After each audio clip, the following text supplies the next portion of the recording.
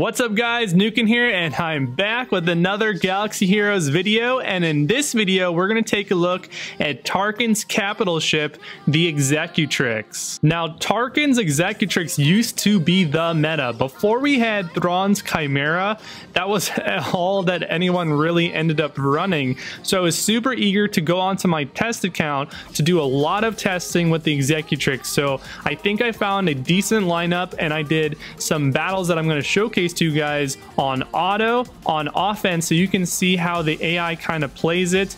And I also have some battles where I'm facing my Executrix lineup on offense, so you can kind of see how things are. So hopefully this video is cool, informative to you guys, and you enjoy it. And if you do, give it a thumbs up, it means a lot. And without further ado, let's talk about more about Tarkin's Executrix. So we're gonna start now looking at some fleet arena footage, and I'm gonna talk about the Executrix. All of these battles are against Thrawn's Chimera. The Chimera is the benchmark ship. It holds well on defense. It's the only legendary ship, and the sheer fact that I'm able to win on auto means that you're going to have an easier time winning on offense if you're manually playing it, and also you should hold better on defense. So why is the Executrix better now all of a sudden? And the simple answer is that it has been buffed multiple times. This is actually not the first time.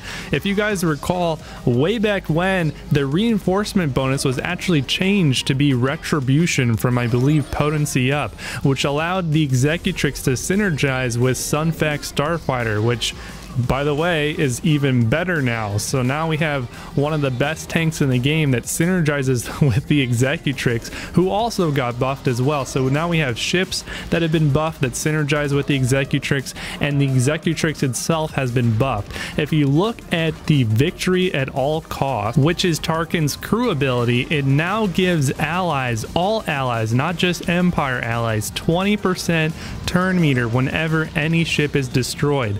This is the new TIE Reaper in my opinion. Because the TIE Reaper is no longer really being used in the starting fleet rotation of anyone, one of the ways to gain momentum is now lost, and it is being replaced by victory at all costs. Another quick reason why the Executrix is stronger now, because of the buff to heavy ion cannon.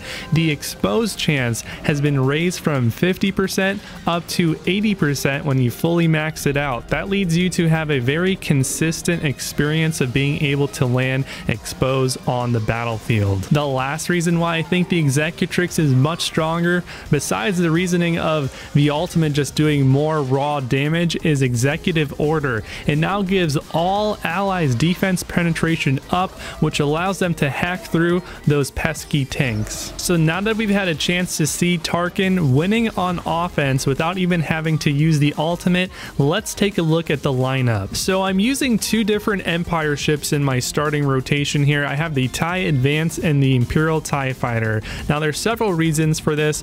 First off, the Executrix has doubled bonuses for Empire allies, so using a few Empire ships, they're going to gain maximum benefit under an Executrix.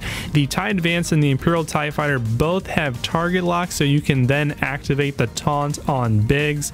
I haven't really decided whether I want to use the TIE Reaper still, so I've thrown him in the last reinforcement, but I am very confident in using the other ships. Biggs is still a very good tank. You can regenerate his protection every time you proceed to land target lock again, even if the enemy already has target lock. And I am liking Slave 1, Scimitar, and Sunfac. Now Scimitar was already a good reinforcement, and it continues to be a decent one. Sunfac under the Executrix was already meta, and it's actually a very good reinforcement for multiple ships. And Slave 1 is actually way better than I thought he was going to be. On my personal account, I've actually went ahead and upgraded Slave 1's reinforcement ability to max, and it was my very first ability that I've upgraded in ships 2.0, so I guess you could say he popped my cherry. So now we're going to move away from lineup discussion. There's multiple lineups that can win under the Executrix. I will say that I don't think think there's a better starting rotation than what you're seeing here for the Executrix. 2 Empire ships and Biggs is really hard to beat, so I think most of the discussion in theory crafting will revolve around what reinforcements to use, so that'll be interesting to see. It seems like under the AI control, which is what's happening right now since we are hitting the auto button, the AI likes to call Scimitar and Sunfac Starfighter over the Slave 1 and other ships, so that just seems to be how the AI is programmed. So that's how it's going to happen on offense if you're autoing, and most likely how and what's going to happen on defense when the AI is controlling your team and you're hoping to hold and not get knocked down in Fleet Arena. We're actually going to quickly pause and take a look at the AI behavior right here. I recorded this earlier today. Here is a freeze frame of Biggs. He's taunted right now. He's not at maximum HP, but he's pretty healthy. We have 4 different reinforcements to choose from, and the AI, which we're about to kick in when we hit the auto button, is supposed to prioritize your ships from left to right and call the ship that is what the AI thinks is the best reinforcement to call, and it seems to call Sunfac a lot, even though it's on the very right. So here we go. We're going to kick in the AI, and you would think that it would call a support ship or an attacker, but nevertheless, here comes Sunfac, like we needed an extra taunting tank right now, right?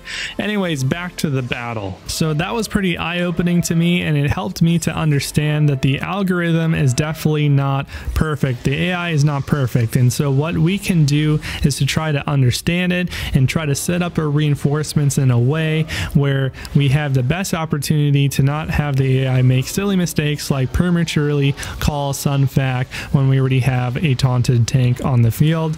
And so I like to put Sunfac on the very closer to the very right and put attackers closer to the very left. Now let's switch gears and talk damage of Executrix's ultimate. I could be wrong here, but I believe that the Executrix capitalizes on the ability to do bonus damage for every debuffed enemy. So assuming that I'm right, we had 2 debuffed enemies on the field, so this should be doing even more damage if there are more debuffed enemies out on the field.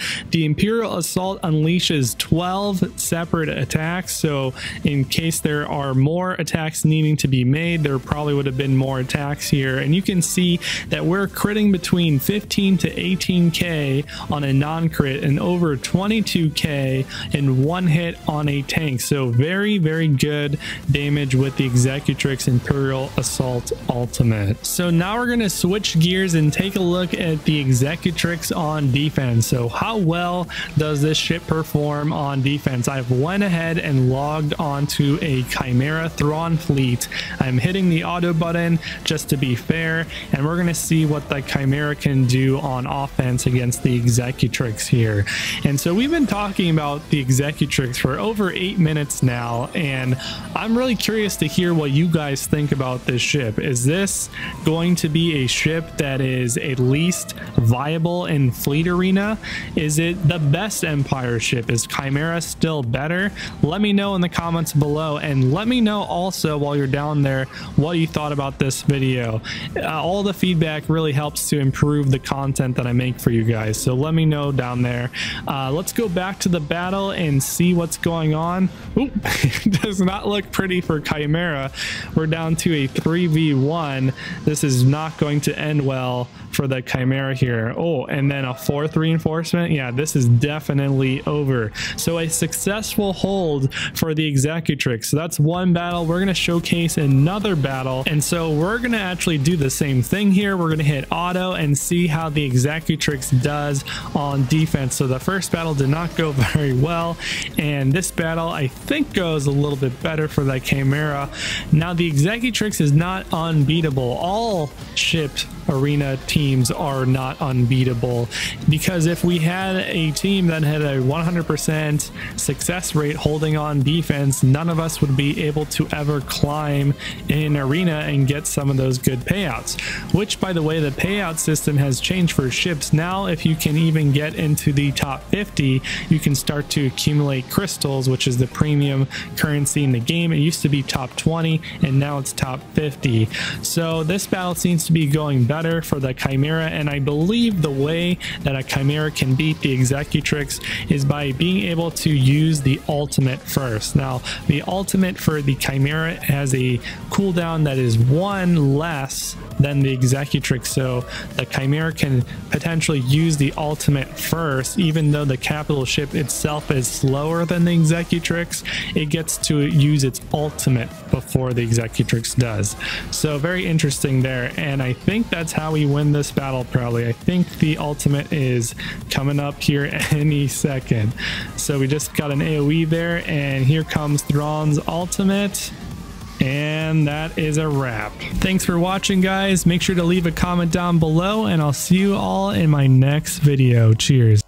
If you haven't already, hit that subscribe button and make sure you tap on the bell thingy so you can be notified when I release my next video.